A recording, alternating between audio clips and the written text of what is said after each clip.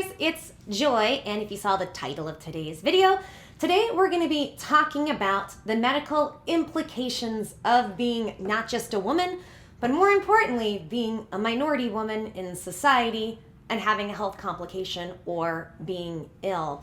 Excuse me, I saw this story a few days ago and I was really intrigued because I've seen this across the board. As you guys know, you've followed my journey. If you haven't, you can go check out some of my other videos. I am somebody that is chronically sick. I have chronicled being chronically sick in front of you guys, gained a ton of weight, and was really fighting to stay on the planet. And as I went through this journey, I learned how misogynistic and how, much of the R word, please, and when I say R word, I mean people who have biases against other groups of people that might not have as much power in society. Please infer. I have to try, and by the way, me saying these words like this, I'm trying to work within the YouTube guidelines of monetization. So understand this is not at all to be rude or put anybody down. I'm just trying to work within what YouTube gives me. So that's what the R word means. But I saw this the other day, and once again, it infuriated me because why is it that women, and especially if you're a woman and you're minority, we get treated with lesser health care?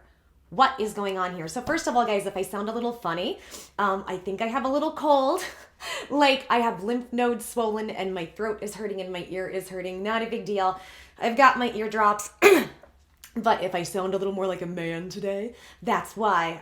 So I'll just try to work with it. It's winter. What are you gonna do? Hopefully I'll be able to sleep it off. But it sucks because, as you guys know, with what I do for you guys, my voice is paramount. I have to use my voice in every video, so when it sounds different or it sounds weird, it's very frustrating to me because I want to make sure through my voice, through my, inflections, my tones, my body language, I'm conveying the right things to you. So the moral of this story, what actually happened with this? Well, we have an African-American woman who is a doctor, and she recently passed because she had COVID. But as she had COVID, she complained about the mistreatment she received in the hospital that she felt was because she was a minority woman.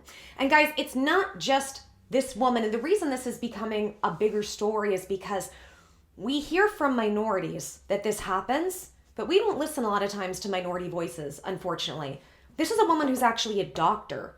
She knows how to treat people. And if something's going on with her, she knows how she needs to be treated.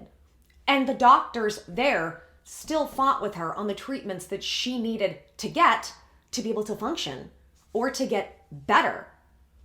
Like, doctors don't listen to women and they don't take minorities seriously. What happens if you were a minority female doctor and doctors still aren't taking you seriously? A lot of bias. There's a lot of shady, dark stuff with the medical industry. I don't want to go too much into blank theory lane, blank theories, please infer, because I don't want YouTube to be mad at me. But it's also not really a blank theory that even with COVID, it desecrates the minority communities more than the Caucasian ones. I don't know. Things don't smell right. Is that because maybe there's genetic, factors that would predispose certain minorities more or have certain weaknesses more than others? Because let's be real, the races are different in terms of what can, as a whole on average, affect our overall health. So for instance, my roommate, my ex, is Hispanic. He has high blood pressure. He says that's something that's very common amongst not just Hispanic people, but specifically Hispanic males. Different races, different minority groups can be more predisposed to one thing or another. Or, I don't know, is this something that was partially manufactured? Because for a long time, it seems like there's been this ongoing battle with trying to wipe as many people off the planet as they can, which is kind of, I don't know, I walk in the middle of both of those lines, you know what I mean? Because it's, things don't smell right. And just the way that we've treated minorities and especially women, I shouldn't say especially women and especially minorities, because if you're a minority woman, you're screwed, really makes me upset. I used to do a lot of anti-SJW content, and although I still agree with some of what I said and some of the things, I've really moved away from that because I've also seen how negative and dismissive it is of people's experiences, and then having it done to me with my health battle and watching how horrible people were to me when I gained weight in front of people and how unbelieved I was, not just by regular people, but by by medical people, by the people who were supposed to be treating me, was very, very eye-opening. A lot of good things can come from being ill, even though illness is awful. I'm not saying you should get ill. I'm saying a lot of good happened to me as a result. So I want to go ahead and pull this up and go over this with you because I think this is good information.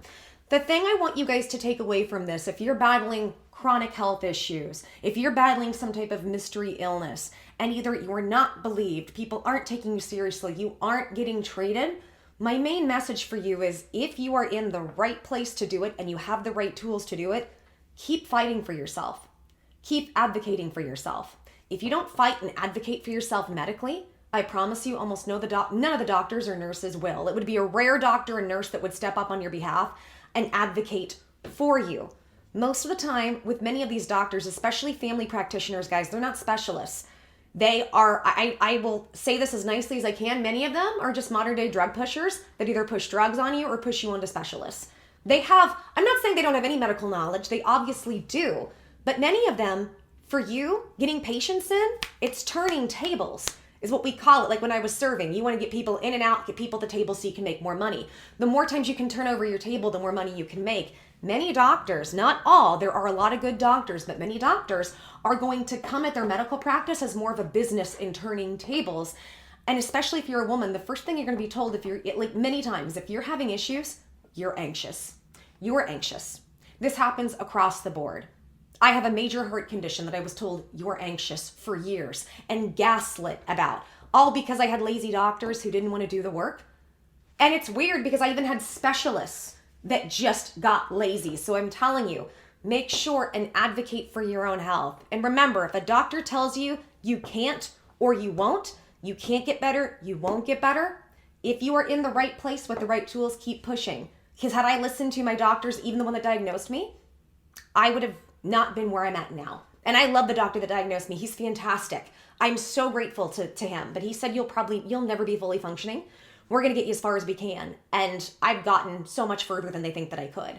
They're always so happy to see me because they saw me at almost 300 pounds, unable to walk unassisted, to this in like a year. So it's really, because there are doctors who really thrive on getting their patients better. There are a lot of doctors who care. There are some who don't.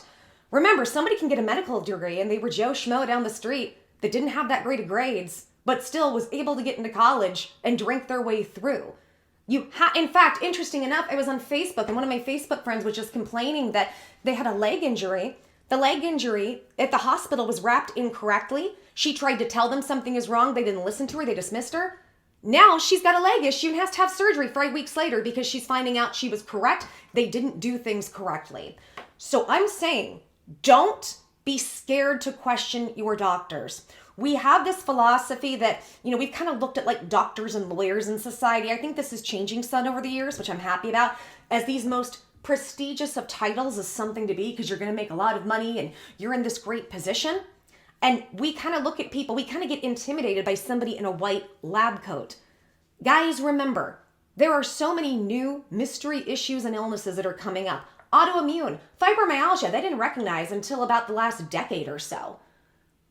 Remember, medicine is a practice. Advocate for yourself, fight for yourself because you're worth it.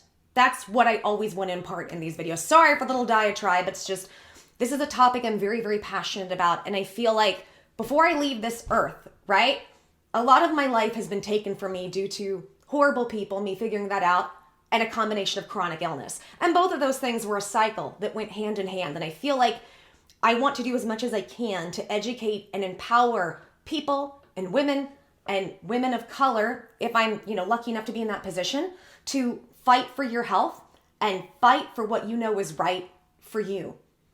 And I think that's very important in terms of going on your health journey and to educate people as much as I can about different health things that they might not know about that could help them, different alternatives. So let me go ahead and let me get into this. So this is from the New York Times. It says, Black doctor dies of COVID after complaining of R-word treatment. And this is a quote from her. He made me feel like a drug addict, Dr. Susan Moore said, accusing a white doctor of downplaying her complaints of pain and suggesting she should be discharged. So here we go, and this is by John Elligan. It says, lying in a hospital bed with an oxygen tube, hugging her nostrils, the Black patient gazed into her smartphone and, with a strained voice, complained of an experience all too common among Black people in America. Susan Moore, the patient, said the white doctor at the hospital in suburban Indianapolis, where she was being treated for COVID, had downplayed her complaints of pain. He told her that he felt uncomfortable giving her more narcotics, she said, and suggested that she should be discharged. I was crushed, she said in a video posted on Facebook. He made me feel like I was a drug addict. In her post, which has since circulated widely on social media, she showed a command of complicated medical terminology and an intricate knowledge of treatment protocols, as she detailed the ways in which she had advocated for herself with the medical staff. She knew what to ask for because she too was a medical doctor. But that was not enough to get her the treatment and respect she said she deserves. I put forth and I maintained if I was white, she said in a video, I wouldn't have gone through that. I'll go a step further. And by the way, I think she's completely right. You're also not going to be taken as seriously if you're a woman. If you're a woman of color, 10 times worse. After Dr. Moore, 52, complained about her mistreatment, she received care that she said adequately treated her pain. Oh, so once the story got out there, then they decided to take her seriously.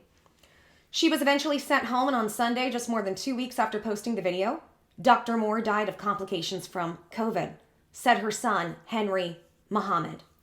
Dr. Moore's case has generated outrage and renewed calls to grapple with biased medical treatments of Black patients. Voluminous research suggests that Black patients often receive treatment inferior to their white counterparts, particularly when it comes to relieving pain. This makes me so mad, guys. It's had huge impact, says Dr. Christina Council, a primary care physician in Maryland who is Black, of Dr. Moore's experience. Sometimes, when we think about medical bias, it seems so far removed. We can sit here and say, okay, it can happen to somebody that may be poor. But when you actually see it happen to a colleague and you're seeing her in the hospital bed and literally pleading for her life, it just hits a different way and really hits home and says, wow, we need to do something. It does make me mad, though, that it takes one of them to be a doctor to take women or women of color or people of color seriously. Like, it makes it and I have several thoughts on this I'll go into. A spokesman for Indiana University Health, the hospital system where Dr. Moore complained of poor treatment, said in a statement that he could not comment on specific cases because of privacy laws. As an organization committed to equity and reducing racial disparities in healthcare, we take accusations of discrimination very seriously and investigate every allegation, the statement said. It added that we stand by the commitment and expertise of our caregivers and the quality of care delivered to our patients every day. An intricate mix of socioeconomic and health factors have made COVID particularly devastating for Black and Latino communities. Black people have died at 3.6 times the rate of white people, and Latinos at 2.5 times higher than the rate of white people, according to an analysis by the Brookings Institute. Dr. Moore tested positive for the virus on November 29th and was admitted to the hospital, according to her Facebook post, which she wrote on December 4th. She wrote that she had to beg the physicians treating her to give her remdesivir, an antiviral drug some doctors use to treat COVID. Nice. She had to beg to get the treatment she needed. You guys don't know how many times I've had to argue and sometimes leave a hospital because doctors were mistreating me or not giving me the treatments that I need. Because I know how to treat what I have, they don't. I've had to argue with doctors about getting saline, getting hydrated. Actually, I had a really interesting experience, and this is with an EMT. It was one of the people that does, oh my gosh, what's it called? Ambulances. And I told them I was having a POTS episode. I said, I need an IV, I need saline, I need to lay flat, and I was having a really bad episode. This was during when I was, fighting to be here. The guy was so rude. Now, one of the guys there was, he was angelic, super sweet. This other guy was so rude and was like, no, I'm not going to do that. And I was like, it's an IV. And here's what happened. Now, I'll tell you what happened. This guy, I realized this and it made me mad. I'm like, I see what's going on. You think you have a know-it-all type of ego. So I have to placate to your ego to get what I want. So I calm down. Because first I'll be very defensive. because I will get my defenses up when I know that I'm being medically mistreated or they're not going to do what needs to be done to get me the help I need. And it's not like I'm asking for hard drugs. I'm asking for saline. I'm needing an IV for fluids because I'm having fluid issues. So I got submissive to this person. Once I got submissive, over time, they calmed their ego down. Their ego's the kind that I'm the know-it-all. I need to know that I'm in charge and you need to show me that authority. Once I did that, I finally got the person to calm down. And he said, well, I didn't take you seriously because when somebody says an IV, typically they're an addict. And I was like, but I was asking for saline. He was like, yeah, but we don't fully know that. And this is a trick addicts use, this, that, and the other. And I'm like, but you guys can look at my history. So... And then the guy was talking about, oh, and well, your blood pressure was this and that, and it could have done this, that, and this, that, and this and that. And it turns out it was all inaccurate. He was just saying, oh yeah, I studied a lot of medical information. He's not a doctor though. The guy didn't know really what he was talking about and decided to go ahead and slap a label on me. And weirdly enough, he saw at the time I was getting weekly IV treatments of saline. A nurse came to my house a few times a week and gave me a couple treatments. So it was really frustrating because I'm like, you see the equipment, you see the Pedialyte bottles near my bed. Like you're seeing this, but guys, I'm telling you, there's so much bias that happens in the medical industry, especially if you're a woman. That sometimes to get what I need, I have to placate people.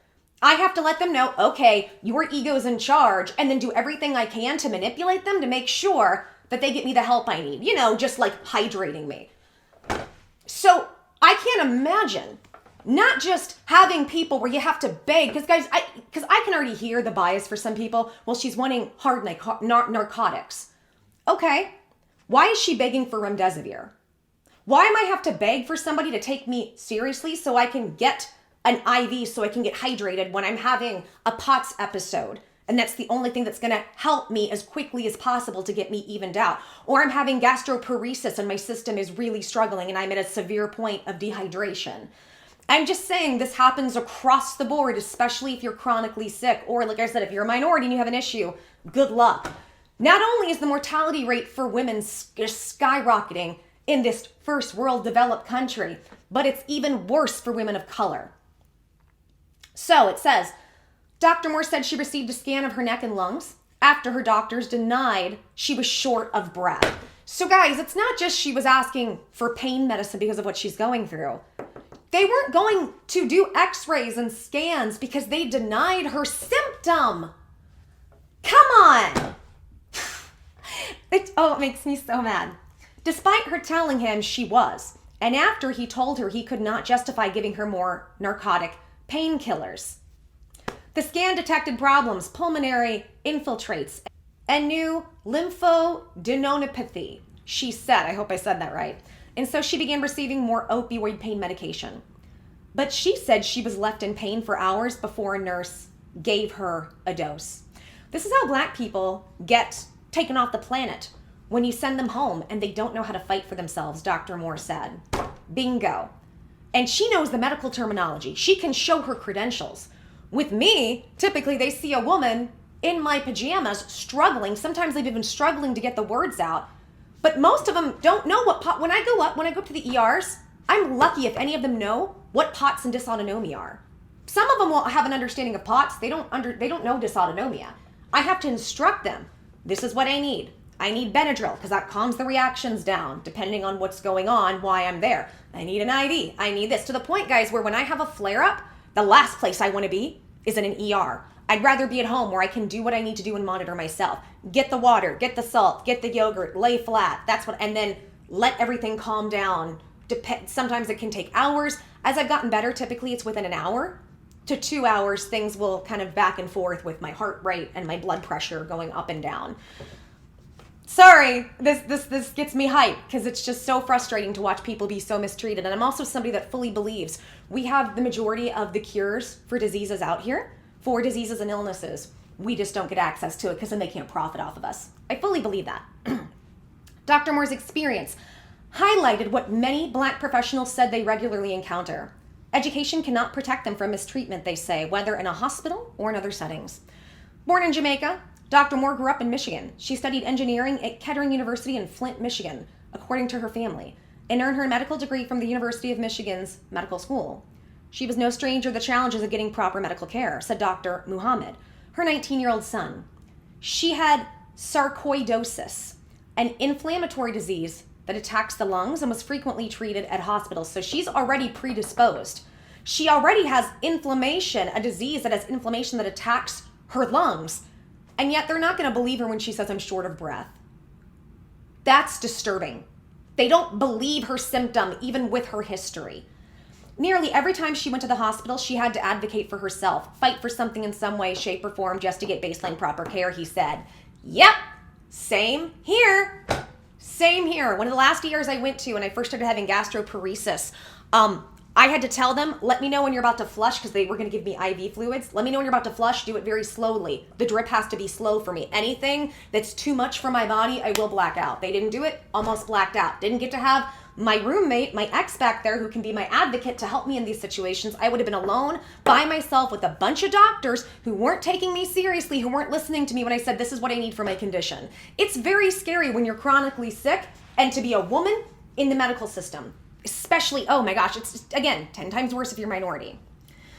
In her struggle with the virus at IU Health North Hospital in Carmel, Indiana, Dr. Moore wrote in an update on Facebook that she eventually spoke with the hospital system's chief medical officer, who assured her that she would get better care and that diversity training would be held. She got a new doctor and her pain was being managed better, she wrote. Makes me furious. Makes me furious that women and minorities have to jump through hoops to get adequate care. But even as things seemed to be improving at the hospital, Dr. Moore still felt that the care was lacking and the medical staff became less responsive, according to Mr. Muhammad, who spoke to her daily. While she did not really feel she was really well enough to be discharged, she was eager to get home to take care of her parents, he said. And after that situation happened, I would be eager to want to get out of there too. When she was battling COVID in the hospital, she took time to order him new slippers because his had broken, Mr. Muhammad said. In his last conversation with her, she told him she was going to help him go to college. Even to the bitter end, she was thinking of other people, Mr. Muhammad said. The hospital released her on December 7th, he said, and she was sluggish and tired when she got home. The hospital called several times to check up on her, he said, and when she did not respond, it sent an ambulance. His mother could barely walk and was breathing heavily when the ambulance arrived. She was taken to a different hospital 12 hours after being discharged from the previous one, she said on Facebook. Because again, turning tables, guys.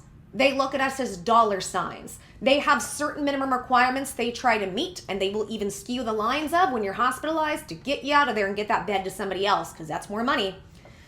Spiked a temperature of 103, my blood pressure plummeted to 80/60 with a heart rate of 132, she wrote. This poor woman.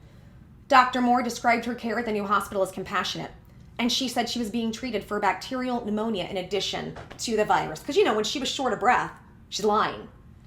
Her condition would quickly deteriorate, however. The last time Mr. Muhammad spoke to her, just before she was put on a ventilator, she was coughing so badly she could barely speak. Oh, gosh. Doctors intubated her. On December 10th, Mr. Muhammad said, the medical staff set up a Zoom call in her room, and more than a dozen relatives spoke to her, hoping she could hear them though she appeared unconscious. This is getting me upset, just having to think, because I know what it's like to have lung issues and to have this poor woman laying there by herself, getting probably inadequate care, and her family having to try to talk to her. Oh, that's scary. By last Friday, Dr. Moore had become 100% reliant on a ventilator to breathe, her son said, and doctors told him she might not make it. He visited her with the grandparents and told her that they loved her and not to worry about him. If you want to fight, now is the time to fight, he recalled telling her, but if you need to go, I understand. 2 days later, Dr. Moore's heart stopped beating. Sorry guys, I try to keep calm, but that's really upsetting. Knowing how mistreated people are and knowing how, in my situation, how close I was to things getting, not being here and nobody believing me. It's very scary to be sick in this society. I really hope if COVID does anything for people, it shines a really big light on the fact that we need to take healthcare more seriously. We have to stop this narrative that we're all competing with one another and who's the hardest worker and who makes the most money and all of this crap, because we tend to look at people that are sick or people who are in pain or chronic pain or who are disabled. We tend to look at them as lazy and castaways. Why do we do this to the most vulnerable of society? Why do we do this to women, minorities, the chronically sick, the disabled, our veterans? And it's interesting because I think as Americans, we're really good at short-term bursts of compassion. So like, for instance, you'll hear this. If there's a hurricane or a disaster, everybody's right there helping each other. We're really bad at long-term chronic compassion because we're convinced to believe that when people are sick, we see it as they're taking something away from us. And why do we believe that? Because we have a society that's based on putting worth and value on human beings and our lives as how productive we are, how much money we can be used for our slave labor. Because that's at the end of the day what we're doing. And so we're competing with other slaves on who's the best slave in society. And it makes me really sad. And the people that pay the price are the people who get sick. I can't tell you how much in my life I've been looked at as, and this is another one, people love to slap the label on you that you're mentally ill if you're sick, especially if they can't find anything wrong with you, because we have lazier and lazier doctors and they're trained this way. Some of them I'm not even as mad at because I'm like, this is the training they get. They're turning tables. They're businessmen. They're drug pushers. Not all of them. I've had a handful of great doctors, but I'm telling you, when 85 to 90% of the medical people I've worked with are just trying to make a dollar off you and not listening, that's a problem. And I'm so sorry for what this woman went through and what her family is going through. My heart goes out to them. It's just awful. And this has to change. We have to become a better society, or you know what? We're all not going to be here because we're all going to get sick at some point. And I want to once again leave you with this more than anything. If you are in a position where you are vulnerable, you get sick, something is wrong, and people don't believe you, fight for yourself. Advocate for yourself as much as possible. Do as much learning as you can, especially if you have a mystery illness. Start diving into what your symptoms are, what could be possible causes. Bring your doctor a list. That's the kind of stuff that I had to start doing when it came to my health and trying to figure things out. And slowly we were able to and started to whittle things away. You've got to, unless you've got a ton of money and great insurance, which most people don't have, you're not going to get great care. And that's another thing.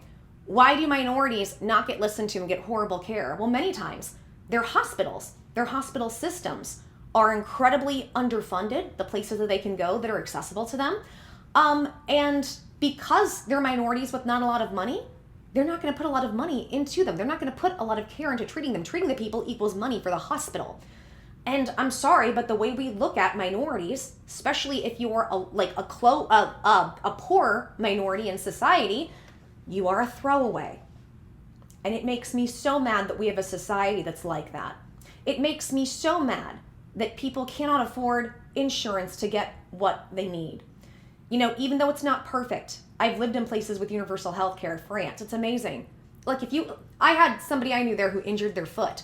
Wasn't even a bad injury. They had a nurse come to their home every day to treat them and take care of them until they were better. I got my medical care for free even before I actually got my residency card when I was there.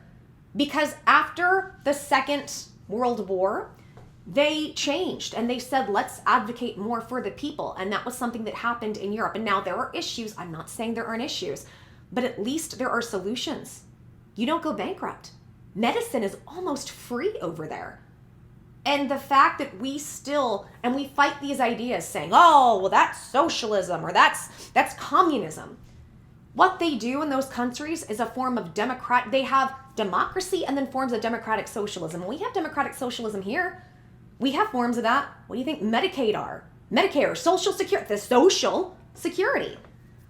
You can integrate both things into society in the right way. It's when you don't do that things can dicey.